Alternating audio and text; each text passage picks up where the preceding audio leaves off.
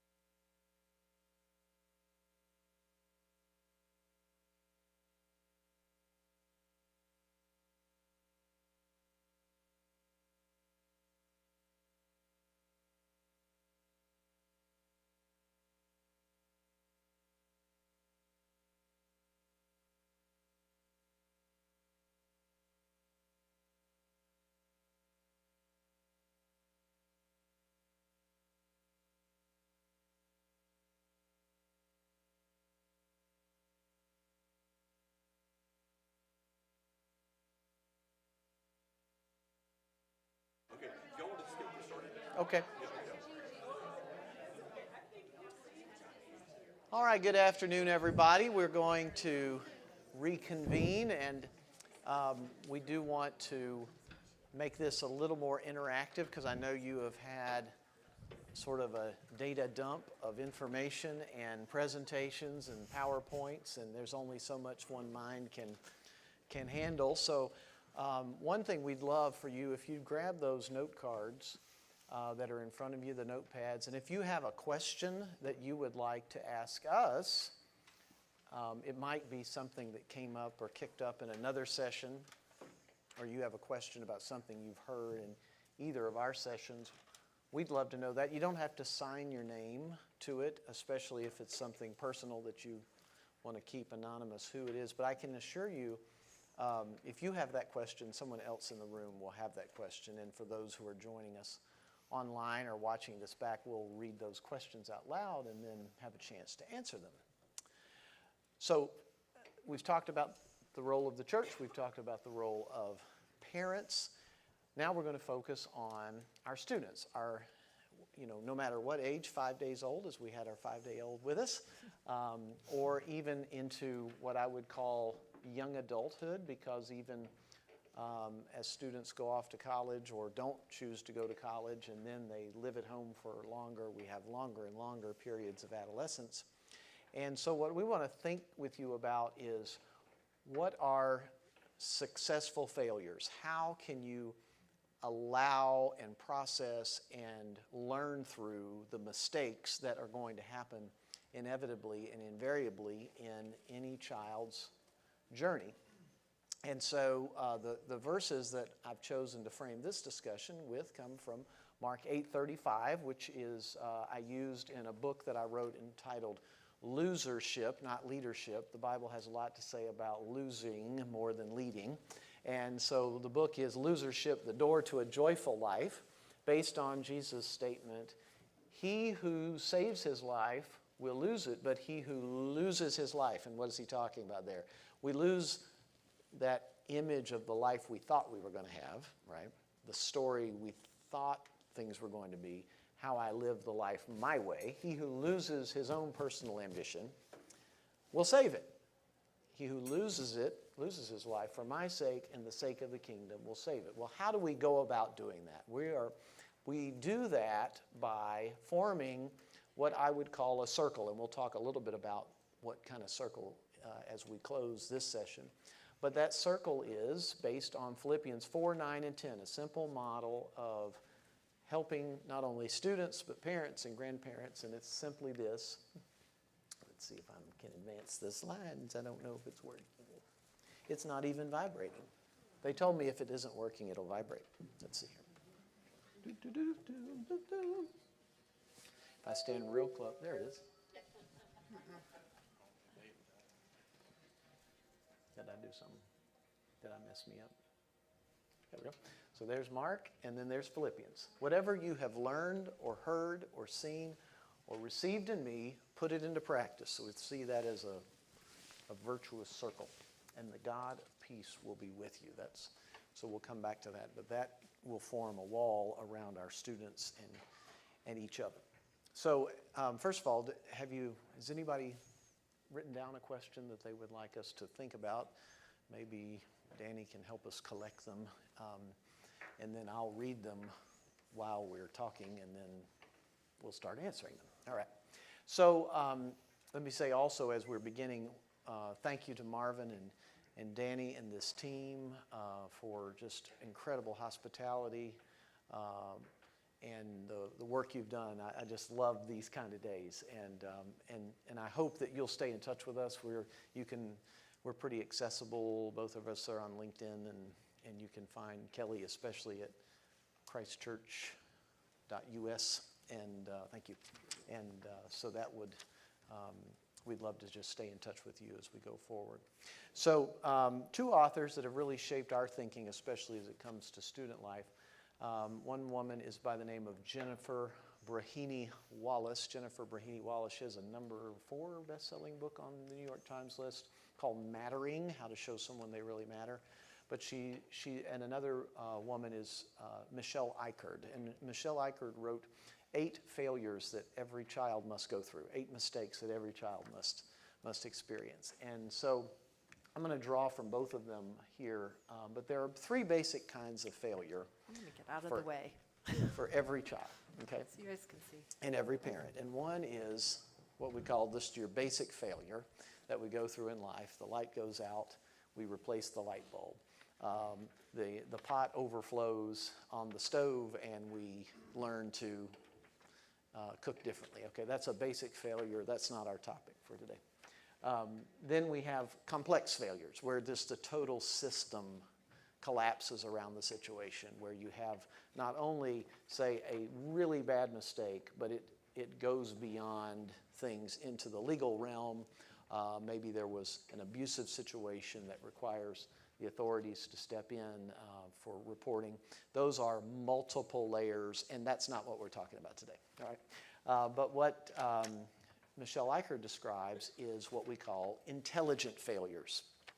An intelligent failure begins with a basic kind of mistake that a child makes, and it's something they can learn from, and we can learn from as examples and role models, and usually requires some kind of experimentation in order to figure out what to do. So an intelligent failure is letting your child make a mistake, but also helping them learn and grow from it without having to step in and try to rescue them from the failure, okay? So the kinds of intelligent failures that we go through, what we realize is that most every child is going to go through something that tests the boundaries, that creates. I listened very carefully to the questions that were raised to the students and the parents, and how to have a child be a success. And one of the common themes I heard from our educators is basically, you need to let us do our jobs, and one of the jobs we do is they need to be able to make C's and D's on tests, right? We live in such an achievement culture, right?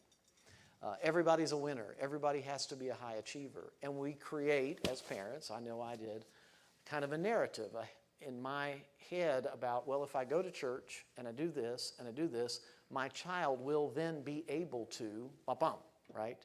As if life is one step at a time, right? When we hear Jeremiah 29:11, I know the thoughts and plans I have for you, declares the Lord, plans to prosper you, right? That must mean everything is going to go right if I do these things. And in reality, that's not anybody's story in the Bible, right? Okay? But then especially one of the ways we learn and we grow as people is through loss. Sometimes our fault, sometimes other people's fault. So how can we help them learn and grow and be a part of something as a church without us stepping in as rescuing and at the same time, or being what some of the guidance counselors at Auburn reminded us of, we don't need any snowplow parents. Now this is a Chicago example, but a snowplow parent or a lawnmower parent is not the one who just comes in and rescues, but also feels like it's their need to plow through whatever obstacle is in their child's path, right? We're going to share just a little bit of our story about that now. Am I on? I'm on. You're on. Yeah, well, I feel like you guys are like the chosen few who have like remained all day long. And so we've been probably a little vague on of some of the challenges that we have. So we're going to share a little bit more transparently. I will tell you, I will be intentionally vague about some things because there's parts of our story that really aren't our story to tell. It's our son's story. But Bill and I both grew up in Christian homes. We were very active in our youth groups. We were the good kids. We didn't really bend the rules very much. We didn't experiment with many things. Am I giving any feedback here? No, you're good. We didn't really experiment with any things. We show up at a Christian college. We met one another my freshman year, his sophomore year, fell in love. I'd like to say, we dated the whole time. Reality is we would date, then we'd break up, then we'd date again, and then we'd break up. That was on me, okay. There We was had no some we, commitment. it was Bill. We had some commitment issues, let's just Yeah, say. yeah. But we ended up getting married right out of college. I was 21 and he was 22.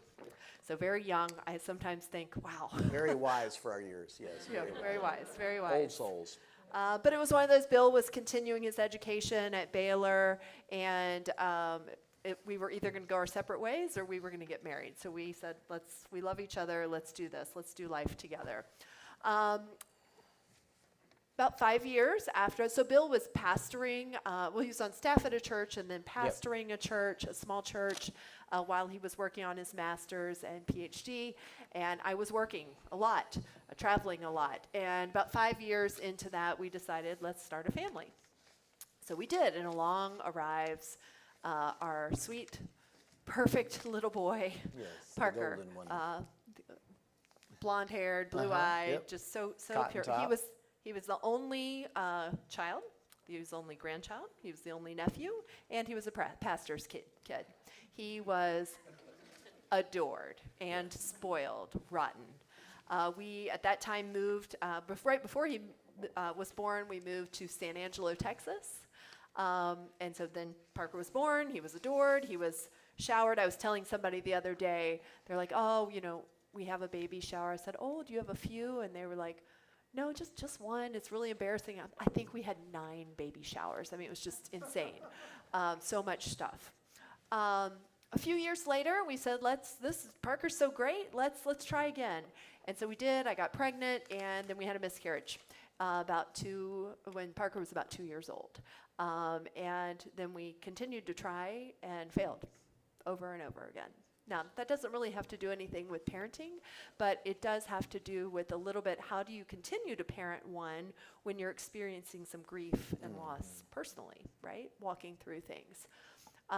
When Parker was 3, I mentioned earlier, we moved to Knoxville, Tennessee, and we actually, again, could not get pregnant, and so we were starting down the adoption road, and then, surprise, we were pregnant.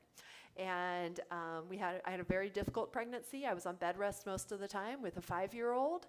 But then along came Drake, who literally was born smiling. I mean, he just was such a joy. Never had a bad day. Hadn't had a bad day yet. Happy. Really? He's really just a happy kid. Parker, again, all of a sudden went from this only child, center of everyone's universe, to having to share that. But they loved each other so About much. 6 years apart. Yeah, 6 years apart, loved each other so much. Those years were really, I was telling someone earlier, they were really charmed years for us. Yeah, that's what the Knoxville years, Yeah, they really were. They were sweet years in our neighborhood and with friends. Our biggest challenge was what what clothing we were going to pick out on a Sunday morning that I shared in the first service. They really, they were good years. And then we really felt this. Bill had an invitation to go to First Baptist Tallahassee. I will tell you, it's the only time in my entire life that I feel like I heard an audible voice from God. I know exactly where I was, and heard almost a voice, or how I still imagine a voice saying, it's okay to go. And it was hard to leave somewhere you love to go. But we chose to go, and there were a lot of exciting things. It was one of those moments that is bitter and sweet at the same time. But we moved, and I think still to this day, there are days we say, should we have ever left Knoxville? Because it began a journey with Parker that became very difficult. He turned to other things for coping other than just a healthy conversation. And he began rebelling against us because he was grieving a lot. And we were in a bit of denial, too. Yeah, and we right? were. Yeah, and we were just searching for, what do you do? Like, you try everything, right? Yeah. You go to counseling, and you go to a doctor, and you talk to the teachers. I mean, he we was did. going to church. I mean, he wasn't dropping out yet. Yeah. So we did all of that, and then eventually felt like Bill had an opportunity again a few years later to move to Chicago. We brought Parker into that conversation and decided it would be great to have a fresh start, but that's not how it turned out. In fact, it just got worse. And our home became not a safe place to be. It was not restful. It was very stressful in many ways, partially because of Bill's work was very stressful, but then also just trying to control what was happening with Parker, and trying also to create still a fun environment for our youngest son. So we were toggling these two things. And we had also kind of lost the thread of the church, because we were now in a church where I wasn't the pastor of a church, which this is one of the new dynamics we went through, was where do you find your community? Seminaries are great, theology schools are great, but there's nothing quite like a church environment, and we didn't have that community campus feel at the school where we were serving. So we were kind of like, where do we find our people, right? So that became a big part of it. Yeah, and the other thing is, I think we all know that it's important for other adults other than parents, to pour into our teenagers especially, and Parker did not have that.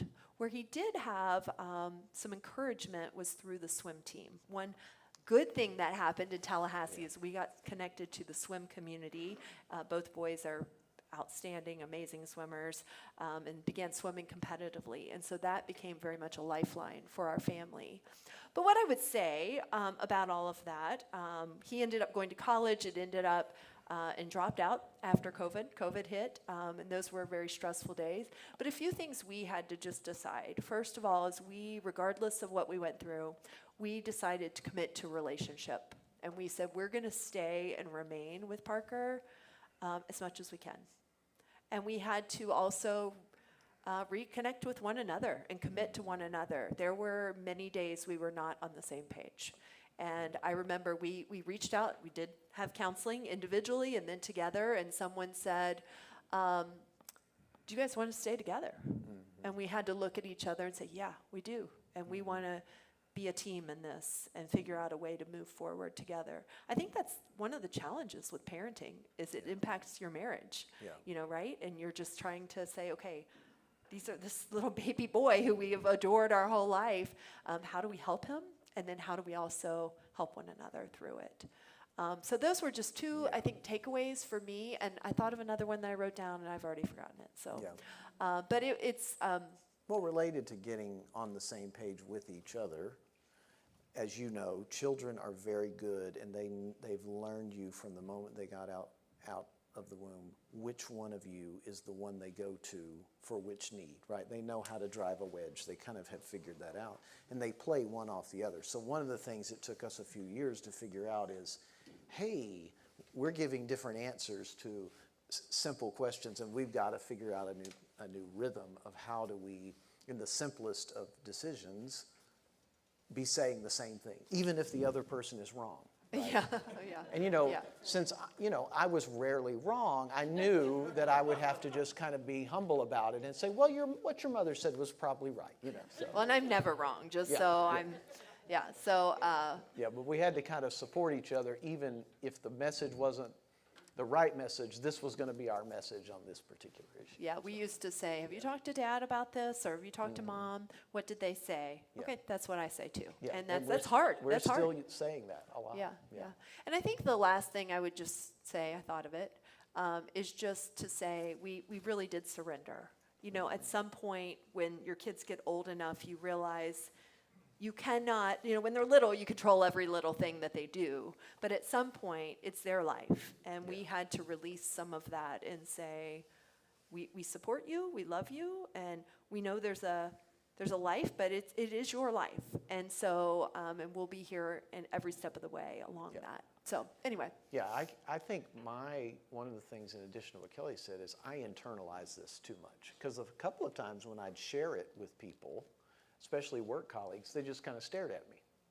And so I realized one of the things I had to do was I had to find safe friends that, one of them was Marvin Cameron, who I could call and say, I need to tell you something, but I don't want you to fix it, right? I just need you to listen to me. Mm-hmm. And we kind of, a lot of us I call it the club nobody wanted to join, when your children have kind of gone off the deep end and you're not really sure when they're coming back. But you're in the club, and so I needed some people that I could say, I need to trust you with this information, but I'm not expecting a solution. I just need to know that I can talk with you about it. And eventually I practiced enough on them. I found some people in my church as well that I too could share. And then I also found a service outlet where I could redeem some of the pain, which is part of my journey with the middle schoolers and high schoolers. Mm-hmm. They became a way for me to say, I'm going to give back to them in ways that I had hoped my older son was getting. I'm going to be for them what I needed my older son to have. So I developed some ways to be kind of a second dad. And I would have several dads say to me along the way, hey, I say things to my son, but I can tell that he's listening to you more than he's listening to me. I said, that's exactly the way it's supposed to be, okay? Yeah. Because we just come around each other and help. So one of the questions we have, and if you have other questions, just pass them up to the front. How do we help our child remove a negative friend from their friend group? Mm-hmm. This is a great question. So one thing, as you know, depending on the age of the child, is the multiple group chats that they're in, right? And so depending on how the friend group is organized, the group chat may have one group of friends with the negative friend and another group of friends is talking about that person and vice versa. So one of the things is, obviously, if you're having I'll let you kind of look at those.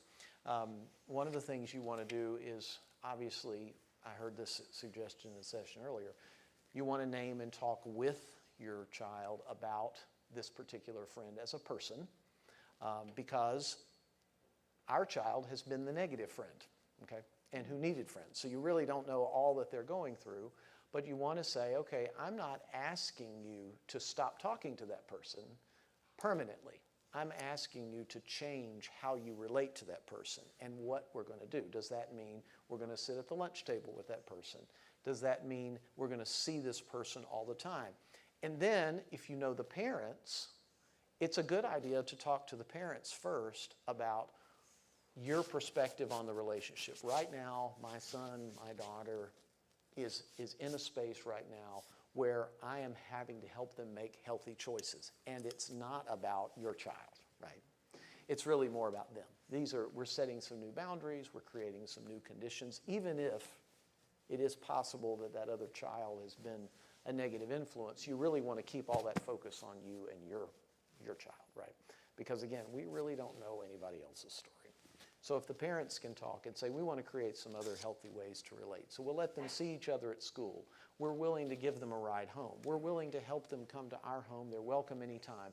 But we're not going to have regular contact, and they won't be a part of the normal group chat. So it's open, it's honest, and then you say again, but one day I hope that they can be friends again in the ways they know each other. Because you never know when they might come about full circle. It's not easy, it's hard, but then that child then has that open door to have that direct conversation. We have seen this play out negatively where a child has just been dropped for no apparent reason, and then the parents are calling us and saying, but anytime you can be honest and say, hey, my mom has helped me, is talking to me about different boundaries, and we're just not going to be friends in that way right now. So. I would just add to that, Parker mentioned, or Bill mentioned that our kid was the negative influence, honestly. And it was so hard for him. I just want to bring a little humanity to this. He was struggling. He was making choices because he was struggling. And when he's like, I wasn't invited to that swim team gathering, so-and-so's mom wouldn't let me come. It was really hurtful, and it was hard. And the parents that actually said to us, we know Parker's made some choices. Like, we're honest with us, right? We know he's made some choices that are not good, but he's always welcome in our home. That meant a lot. So I just want to bring some, if there's a way, I think different kids can handle that in different ways, right? If you've got a mature kid that you can be honest about, hey, Parker, he's not making good choices here, and we're worried about that. But if there's a way you can also bridge that gap, it can be really impactful for that family and that child, and can help your kid can help bring the other negative along. Does that make sense? It can be seasonal. You can say things like, hey, for the next 3 months, I know you're going to be really busy with volleyball. So I want you to just stick with this group of friends right now. Yeah. But maybe this summer we can get back together with this other friend and let's see how it goes. Yeah, and sort that's of a good experiment. idea. So it's not this open-ended, you can never talk to them again. Well, okay, we all know that's not going to happen. And if you say, don't ever talk to them again, guess what's going to happen? Well, they're going to talk to them. So, so you got to kind of bargain with them and be realistic. I want to take that question. The grandparents question? Okay, good. Even though we're not grandparents We're not yet, grandparents, but thankfully. Little young. This says, what are your most important tips for how to be loving, supportive grandparents today? I want to take this because we had to be honest with our parents about what was going on with Parker at some point. And that was very hard because they didn't experience that with us. We were the perfect children. And really, there wasn't any, and we were not perfect, but we didn't make the same choices. And they still struggle with understanding. But I think one of the best things you can do is just be that constant encourager and call out the good in the child or your grandchild. Be the one who just shows up, who just calls and listens. And, Bill's mom would just do little things like, hey, here's $25 for Valentine's Day, or just little, not the money's everything, but just being present and, again, just constantly calling out memories of good times and of the good things that you see in your child. And I would say that's a great thing we can do as a church, too, is just constantly call out the good that you see in people. Look up and call out the good in young people today. Yeah, one of the things that grandparents can do really well, and I want to just remind you of this, is grandparents praise grandchildren for being the kind of people they are, not achieving what they do. And what do I mean by that? So we're such an achievement culture that we think, I need to praise my children when I see it on Facebook. Because when you go Facebook Live, what do people put on Facebook? Number one, first place, best spelling bee ever, all those things, which are all wonderful things to announce to the world because we all care, right? And it's great. But what do grandparents do? They don't praise for accomplishment. They praise because of who they are. You are the friendliest. Your smile delights this room. Every time I see you, you look like you are serving someone else. Well, by the way, that's something we can all do, right? be sure to praise someone, not for what they do, but for who they are, and then mean it, right? And so you kind of have to watch yourself because, like, I saw a couple of football players today, and I was like, okay, tell me, how's it going? Are you on the line? What's it like? Da, da, da, da, da. And they love that. They want you to notice those things really matter to them. But they also want to hear you say, you know, I noticed you picked up your trash today. Thank you for doing that. You are such a leader and a role model. And then Kelly mentioned the showing up in the things that really matter to them. Because again, grandparents, right, want to be the advice givers. They want to, you know, help the parents. Sometimes they are the parents, right? But the most important thing is to be that cheerleader and encourager and to say, I'm here for you, I will be there for you, and then let everything else play out as best as you can, right? And not be, and to say when they do finally have that transparent, well, my child's not doing well, okay. I don't understand everything you're going through, but I don't fault you for that. You're doing the best job you can as parents. And if you have the good fortune of having grandparents in your life who say that to parents, well done, right? Not every parent gets to hear that, right? But I know you're doing your best, and that's all that matters. And we can do that for each other. I know you're having a hard time, right? So one of the tools that I like to talk about in my consulting work, and I also talk about as a pastor, is the concept of mattering. And this is in Jennifer Brahini Wallace's book. But Are you answering the other question? I too, am. The other through question this? is Okay. about to be answered. Sorry. Yeah, no, good. Thanks for the reminder. And mattering is our basic way of showing young people and students that they really are valuable. And this is a powerful tool we use, especially for students who are struggling and going through difficult times. And then children who are just growing up and you are trying to distinguish your Christian witness in a different way. And mattering is that way you give someone attention, you show them that they are important, and then you do something that is very powerful. Someone asked me this morning, how do we reach young people who are not at the church? You find a way to depend on them. What do I mean by that? Well, one of our number one jobs as adults is to go out and hire babysitters and lawnmowers, who, not just the church kids, and give them a purpose. And to say things like, I cannot do this without you. And to target the troubled ones. Now that's hard to do, okay? But every child has something that they can bring into the world. And dependence and purpose is really critical for children. To know that this world really needs me. I know a lot of kids around here are into gaming. Why do they game? They don't game to play a game. They game to connect with the other people playing the game, right? The community they want to be a part of, right? So we've got to learn to think about what they're thinking when they're doing whatever it is they're doing, right? Well, one of the things they need from you is to say, I need you. Why do you need me? Well, I need you because this is happening and I can't do it without you, right? The fourth is ego extension. Ego extension just simply means that, like purpose, we need you in this world. You are a part of this community. We are not the same unless you are here, which leads you, of course, to absence. When they're not here, you notice it, right? When they're not at church, where have you been? That's not a bad question to ask a child. That is sometimes can be a shameful question to say on Easter Sunday. Well, it's a good thing that all of y'all are here today. We're here the rest of those Sundays. Don't say that, right? I'm talking about the people who are regularly in your life. Hey, I noticed I was at the basketball game and I noticed you weren't at the game. Where were you? What's going on? You okay? We missed you.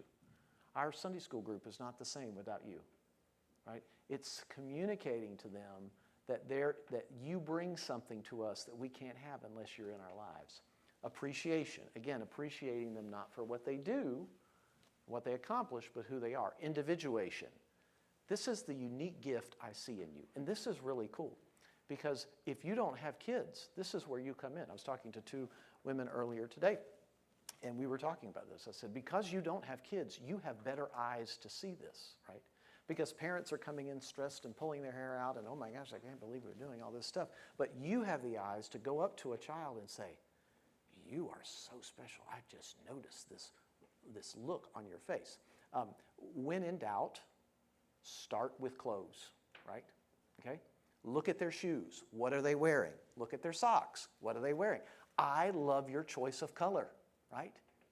This looks really great on you. Where did you buy it? What store did you go to? You see what I'm doing? I'm just saying to them, whatever decision they have made was really important. And then, of course, that leads into a wonderful conversation like we have with Tavares and Stephen and others. Okay, tell me a little more about your life. What are you into? Boy, I was not good at that at school. Could you teach me how to do that, right? Purpose. I want to learn how to play the guitar. Do you know how to play the guitar? Can you show me how to do that, right? You can't do all these things, but it's just kind of a start into being a part of showing them they matter. So someone asked this question, what are effective strategies and ways to allow helpful failure through natural consequences while preventing harm? How do you balance this issue? Okay, here's a great frame that we learned from Michelle Eichard, and it's how to process through failure. And these are failures from everything from being the rebel to breaking a law to going out and dealing with a social media post that should not have been posted and all the things. So Michelle Eichard describes it in this way. First of all, you want to try to contain the failure. So if it's a sin, if it's something that's especially egregious enough that you know there's going to have to be consequences, the first thing is you want to do contain it. So they've gotten caught with something on their phone. All right, we're going to turn off the Wi-Fi at the house for a little while. Yes, it will cause you more problems than it causes them, but that's just part of the deal. Okay, so you contain it. You take the phone back.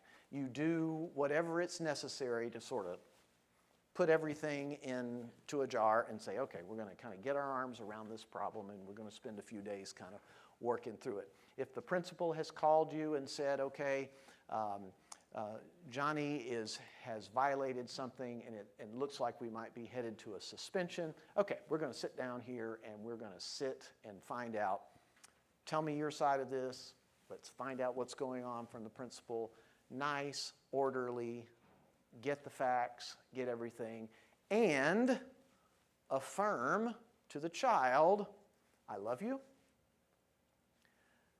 I will always be here for you, no matter what you've done will not take away our love for you. And here's a powerful word, I know that what you have done does not represent who you are. And I know this is not going to be something you'll always do. You hear what I'm saying?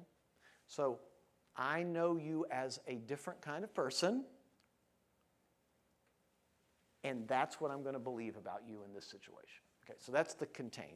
So you're containing, you're kind of getting your arms around it, you're containing what's happening, and then you're learning what their story is. Okay, what is their side of the story? And you got to decide, all right, okay, is that true or not? Or you got to compare notes. Let's say it's with the principal or the police officer or the other parents who've called you and you've noticed that all of a sudden they're in trouble or whatever. Okay, that's good. And then as part of contain, you want to say, all right, I'm going to start my own whisper campaign. My own whisper campaign. And what is that whisper campaign? The whisper campaign is the story that you want everyone else talking about related to your son or daughter. Because you know people love to gossip. And so what you want to do is give them some good gossip, right? You know what? Johnny did do something wrong, but let me kind of tell you what happened and the circumstances around that, and feel free to share this. That way, when people come up to Johnny, they already kind of know your side of the story and can go up to Johnny and treat and not pull back from him, but to say, hey, how you doing? And if they're close enough to you, can name, you know, I hear it's been kind of a rough time, but I want you to know we've got your back. You'll get through this. This is tough. Your parents love you, right? Your whisper campaign with the trusted group of friends can say, here's what I need from you. Because they'll say, okay, what do you need from me? And you'll say to them, you know what I need from you? I need you, if you have Johnny's number, to text him and tell him you love him and to just check on him. Or hire him to mow your lawn, even if your lawn has already been mowed. You see where I go? That's when we get into that. What are some things? Don't just say, well, I need you to pray for him. Of course they're going to pray for him, but they've got things that they can do for you, right? Because the last thing you want to do is when a child is going through something that is self-induced trauma, is put him on isolation island, okay?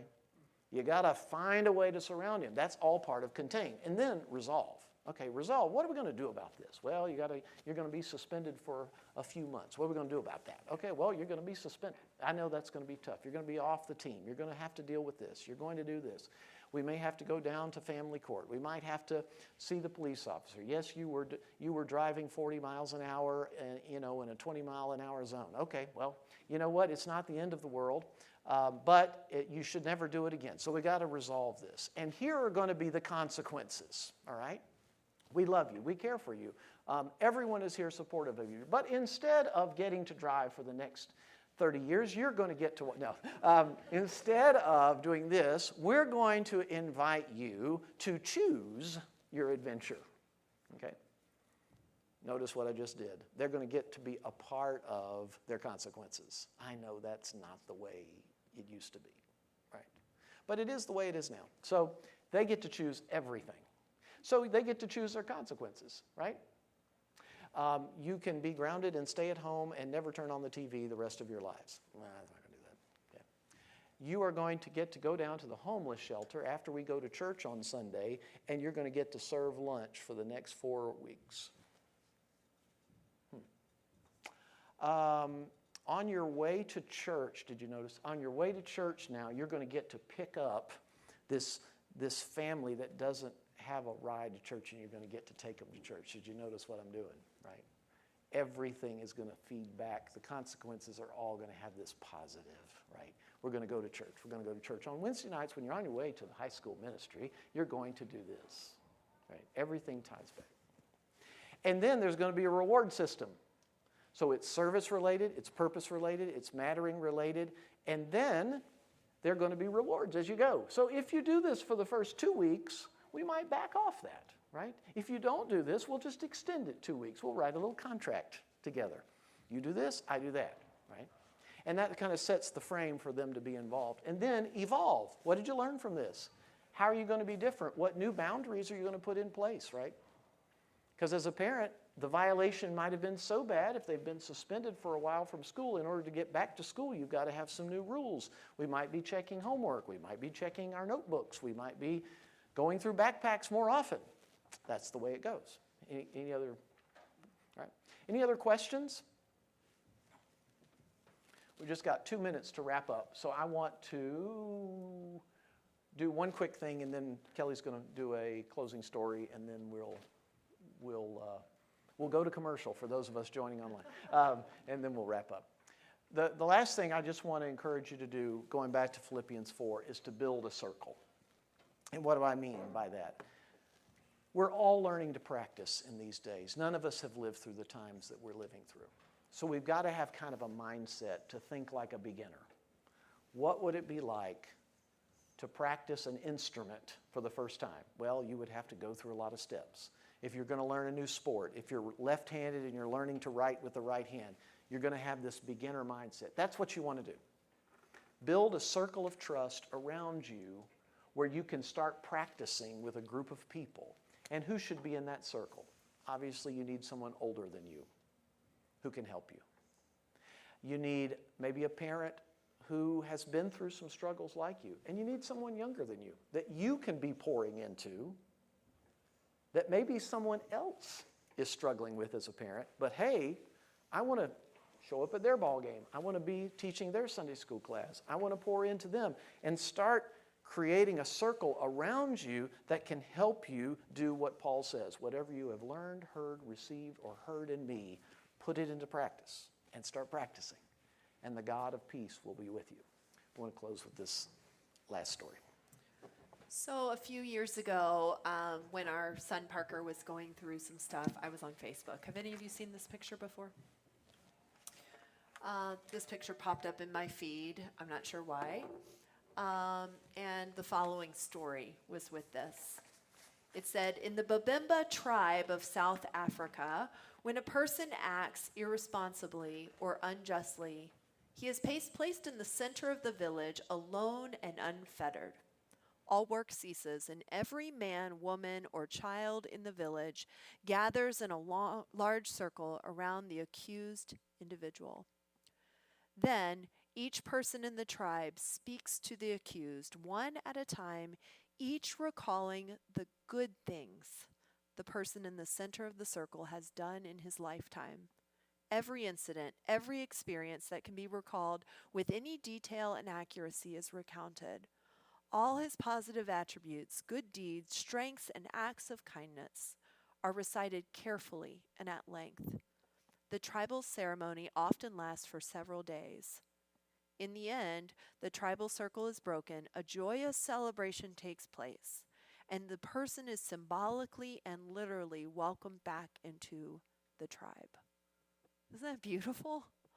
And it makes me think sometimes we don't know what people are carrying, whether it's a child or an adult, but could we be the type of people that just pours good and reminds them of the good that we see in them and also of the good that God sees in them and calls them back to a restoration and a redeemed life. So thanks so much for letting us be with you this weekend. It's been such a joy and so much fun. So